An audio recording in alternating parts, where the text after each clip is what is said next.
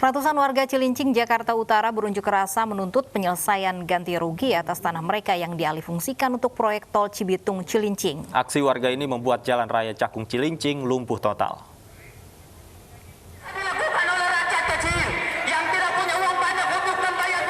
Aksi unjuk rasa terjadi di ruas Jalan Cilincing, Jakarta Utara, Rabu pagi. Warga RW 11 Kampung Sawah Cilincing, Jakarta Utara ini turun ke jalan meminta pertanggungjawaban Badan Pertanahan Nasional Jakarta Utara terkait transparansi ganti rugi atas tanah mereka. Menurut mereka, pembayaran ganti rugi tidak melibatkan perwakilan warga sejak tahun 2018. Sementara sebagian rumah warga sudah terkena penggusuran untuk proyek tol Cibitung Cilincing. Pihak kepolisian Jakarta Utara sempat melakukan negosiasi dengan massa aksi untuk tidak menutup seluruh ruas jalan, namun warga memilih bertahan hingga siang ini. Akibat unjuk rasa, kemacetan panjang sejauh 2 km pun terjadi di Jalan Raya Cakung Cilincing atau Cacing mengarah ke Cakung.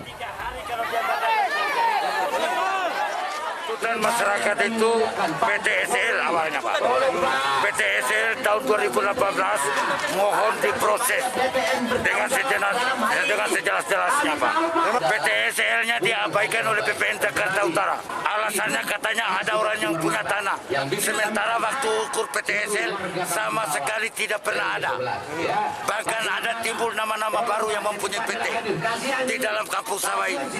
Orang itu tidak pernah hadir ke sini Pak. Nah itu, disitulah adanya mafia tanah, adanya di BPN Jakarta Utara. Polda Metro Jaya memeriksa Gubernur DKI Jakarta atas kasus dugaan pelanggaran protokol kesehatan di acara hajatan Rizik Syihab di Petamburan, Jakarta. Anies menyampaikan klarifikasi atas 33 pertanyaan yang ditanyakan aparat.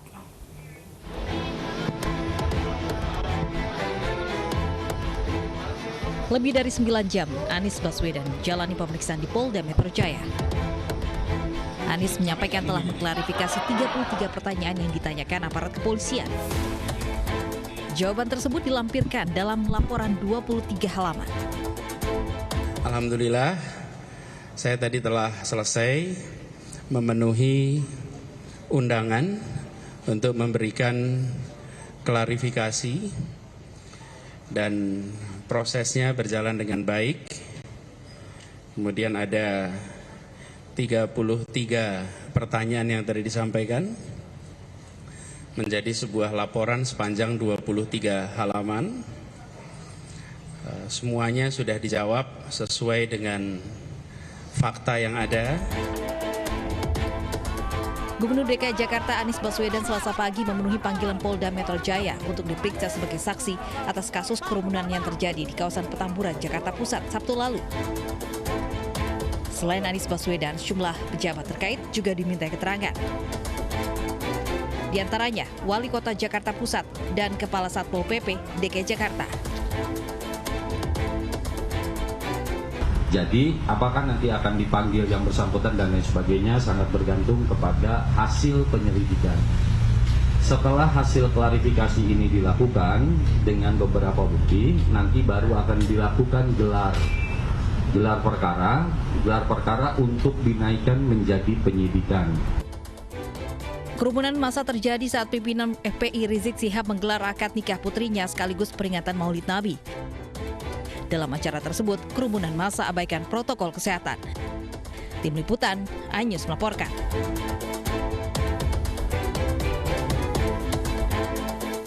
Pemirsa, kerumunan terjadi di sejumlah acara sejak Rizik Syihab tiba di Indonesia. Padahal pemerintah tengah mensosialisasikan kebiasaan baru saat pandemi, yakni menghindari kerumunan untuk mencegah penyebaran COVID-19. Kerumunan massa terjadi sejak Rizik Syihab tiba di Indonesia. Simpatisan menyambut kepulangan pimpinan FPI di Bandara Soekarno-Hatta, Tangerang 10 November lalu. Kerumunan pun kembali terjadi saat Rizik Syihab mengunjungi pondok pesantren yang dibinanya di kawasan Megamendung Bogor 13 November. Penyambutan Rizik Syihab menutupi ruas jalan di kawasan Simpang Gadok.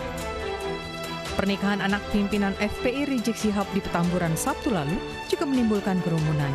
Kegiatan yang menimbulkan kerumunan ini melanggar protokol kesehatan di tengah pandemi.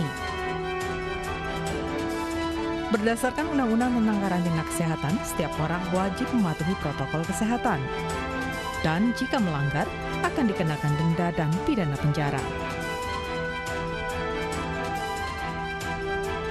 Ketua Satgas Penanganan COVID-19 mengapresiasi langkah Pemprov DKI Jakarta yang memberi sanksi kepada pihak Rizik Syihab atas pelanggaran protokol kesehatan.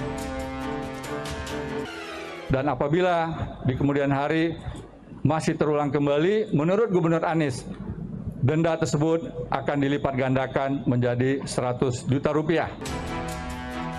Seluruh pihak diharapkan kesadarannya untuk tidak menyelenggarakan acara yang menimbulkan kerumunan di masa pandemi. Tim Liputan iNews melaporkan. Rumah Sakit Darurat Wisma Atlet mencatat peningkatan jumlah pasien COVID-19 hingga 21% sejak beberapa hari terakhir. Meski begitu, angka peningkatan tidak setinggi pada periode September lalu. Peningkatan jumlah pasien terdata pasca libur panjang 28 Oktober hingga 1 November lalu. Pasien yang baru dirawat ini didominasi pasien dengan gejala seperti demam, batuk, dan sesak nafas. Diduga abainya warga saat mengisi libur panjang kemarin menjadi pemicu meningkatnya jumlah pasien COVID-19 yang hingga saat ini mencapai 60%. Padahal sebelumnya jumlah pasien COVID-19 sempat menurun hingga di bawah 30%.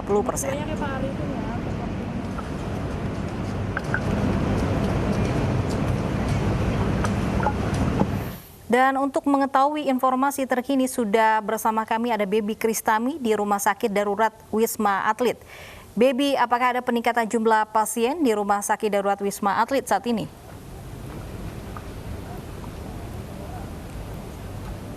Selamat siang, Lovi, Davi, dan juga pemirsa. Memang pada saat ini di Rumah Sakit Darurat COVID-19 Wisma Atlet Kemayoran Jakarta Pusat mengalami peningkatan untuk okupansi ataupun hunian bagi pasien COVID-19. Yang dimana beberapa hari terakhir ini mencapai peningkatannya 21%. Dan ini merupakan imbas dari libur panjang akhir pekan pada periode 28 Oktober sampai dengan 1 November 2020 lalu. Yang dimana pada sebelum libur akhir pekan panjang ini untuk hunian pasien COVID-19 ini cukup landai. Yang dimana ada sekitar 30% bahkan di bawah 30%. Namun sekarang 2 minggu dalam kurun waktu 2 minggu terakhir ini mencapai 60%. Bahkan untuk ketiga tower yang diperuntukkan untuk pasien COVID-19 yaitu tower 5, tower 6 dan juga tower 7 ini seluruhnya di atas 50%. Dan untuk tower 6 ini merupakan tower yang paling banyak hingga saat ini yaitu mencapai 66%. Dan tower 6 ini merupakan hunian yang diperuntukkan bagi pasien COVID-19 yang bergejala, dan ini perlu digarisbawahi dan juga menjadi hal yang perlu dikhawatirkan bagi masyarakat yang masih abai protokol kesehatan, karena tower 6 ini merupakan tower yang diperuntukkan bagi mereka yang bergejala seperti sesak nafas, radang tenggorokan, dan juga bahkan bercak di paru begitu. Dr. Arifin selaku Komandan Lapangan untuk Rumah Sakit Darurat COVID-19 Wisma Atlet mengatakan bahwa kemungkinan peningkatan jumlah pasien ini akan terjadi di 2 minggu mendatang, mengingat juga adanya beberapa kegiatan yang digelar oleh petinggi Forum Pembela Islam beberapa waktu terakhir ini, yang dimana juga mungkin adanya peningkatan jumlah pasien COVID-19 yang akan ditampung ataupun terdaftar di Wisma Atlet. Dan perlu juga diperhatikan bagi masyarakat di rumah untuk tetap terus menjaga ataupun menerapkan protokol kesehatan 3M, memakai masker, menjaga jarak, dan juga menerapkan yang namanya mencuci tangan begitu, supaya ini tidak menjadi bertambahnya peningkatan kasus positif COVID-19. Dan jika terus bertambah pasien COVID-19, maka akan berimbas pula kepada peraturan yang membatasi kegiatan masyarakat untuk acara ataupun kegiatan penghujung tahun 2020. Kembali ke Anda, Davi, Lovi. Ya, kita harapkan pasien COVID-19 di Rumah Sakit Darurat Wisma Atlet tidak terus bertambah. Terima kasih, Baby Kristami, atas laporan Anda langsung dari sana. Pemirsa, Badan Pengawas Obat dan Makanan atau BPOM pastikan izin vaksin COVID-19 di Indonesia mundur dari tenggat akhir tahun 2020. Kendala datang dari data klinis yang diisyaratkan untuk izin edar dan penggunaan vaksin yang baru rampung di tahun depan.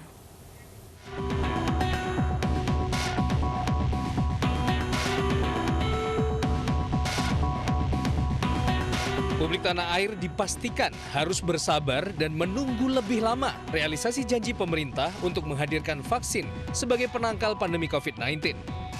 Semula, pemerintah menargetkan vaksin akan mulai bisa diberikan pada warga di akhir tahun 2020. Namun target ini dipastikan mundur karena adanya kendala data klinis yang menjadi syarat untuk mengeluarkan izin edar vaksin COVID-19.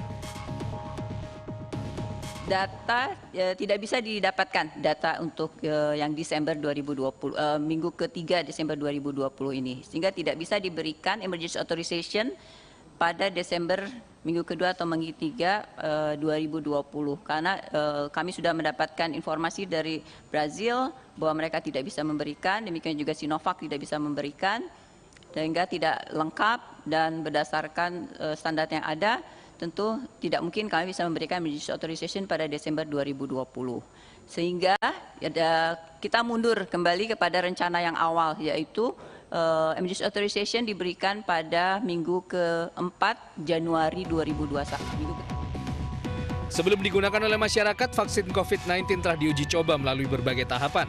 Uji coba vaksin COVID-19 Sinovac tahap 1 dan 2 telah dilakukan di Wuhan, China. Pada uji coba tahap 1, vaksin COVID-19 diuji coba pada 125 hingga 600 orang.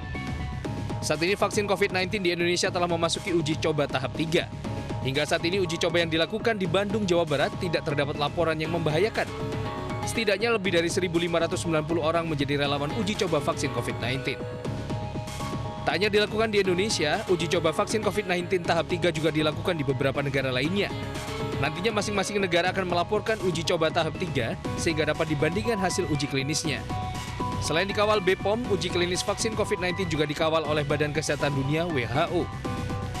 Namun WHO mensyaratkan sebelum vaksin bisa digunakan, harus ada data klinis tahap 1 hingga 3 sebagai jaminan keamanan vaksin saat disuntikan pada warga.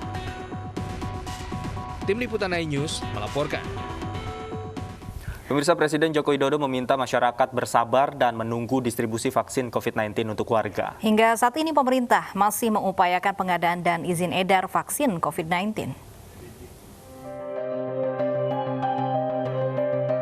Presiden Joko Widodo meminta masyarakat bersabar menunggu distribusi vaksin COVID-19 yang akan diberikan pada warga sebagai penangkal pandemi.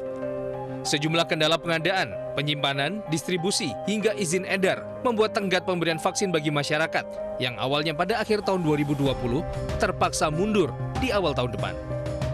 Karena memang proses persiapannya itu tidak hanya menerima vaksin kemudian langsung disuntikkan. Kita juga harus menyiapkan distribusi ke seluruh tanah air. Ini yang tidak mudah. Mendistribusikan vaksin itu tidak mudah. Ini bukan barang seperti barang-barang yang lain. Memerlukan cold chain, kedinginan dengan derajat tertentu. Setiap vaksin dari produk yang berbeda memerlukan juga model distribusi yang berbeda. Inilah yang terus kita siapkan agar nanti daerah-daerah juga segera mendapatkan vaksin dan vaksinnya juga tidak rusak. Sebelumnya pemerintah menjanjikan 30 juta dosis vaksin COVID-19 akan diterima Indonesia pada kuartal 4 tahun ini. Jumlah ini terus bertambah di tahun 2021. Sinovac akan mengirimkan 1,5 juta dosis vaksin di minggu pertama November dan jumlah yang sama di minggu pertama Desember. Sementara Sinopharm akan mengirimkan 5 juta dosis vaksin di bulan November. Sinopharm akan mengirimkan total 15 juta dosis vaksin ke Indonesia. Sedangkan CanSino akan mengirimkan 100.000 dosis vaksin di bulan November, yang diikuti 20 juta dosis vaksin di tahun 2021 mendatang. Dan yang terakhir, sesuai kesepakatan dengan pemerintah Indonesia, AstraZeneca menyanggupi akan mengirim 100 juta dosis vaksin di awal tahun 2021. Kini publik menanti realisasi janji pemerintah menyediakan vaksin untuk menangani pandemi COVID-19. Mengingat laju penambahan kasus positif di tanah air masih belum menunjukkan perlambatan atau bahkan penurunan. Tim Liputan iNews melaporkan. Karena gejalanya mirip dengan MAH, masyarakat jarang menyadari tanda-tanda awal kanker lambung. Akibatnya penanganan terlambat karena kanker lambung sudah memasuki fase lanjut. Dan untuk mengetahui informasi selengkapnya, Anda bisa klik di www.sindonews.com. 2 hari jalani tatap muka sekolah di 3 kecamatan Kabupaten Sumeneb kembali ditutup akibat COVID-19. iNews Siang segera kembali.